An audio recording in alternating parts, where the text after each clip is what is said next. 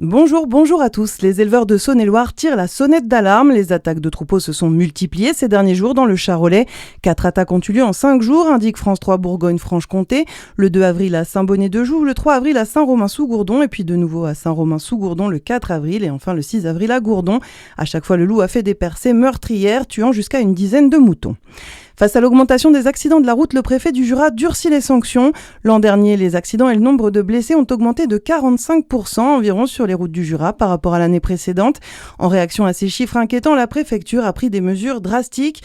La durée de suspension du permis est allongée pour de nombreuses infractions, telles que les excès de vitesse, la conduite sous emprise de l'alcool ou de stupéfiants, le refus d'obtempérer ou encore le téléphone au volant.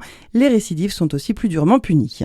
Une scène originale à Besançon mardi, dans le quartier de Planoise. Un dealer a tenté d'échapper aux autorités en s'enfuyant par la fenêtre du 3e étage après avoir noué des draps les uns aux autres. Il était recherché de longue date et malgré son inventivité, la cavale de l'homme a pris fin. Il a été interpellé par les policiers avant d'être conduit à l'hôpital.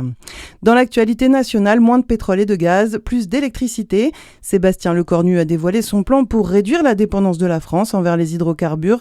Le soutien à l'électrification sera multiplié par 2 d'ici 2030. La production de véhicules électriques va augmenter et le gouvernement va renforcer son dispositif de leasing social. Les chaudières à gaz seront interdites dans les constructions neuves à partir de 2027.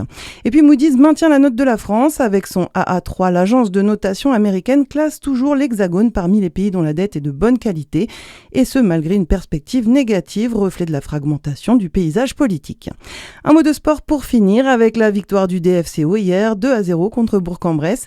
Dijon conserve sa place de leader provisoire dans le classement de national. Les handballeurs dijonnais, eux, se sont inclinés contre Limoges 35-30. Voilà pour l'actualité près de chez vous. Très bonne journée sur Fréquence Plus.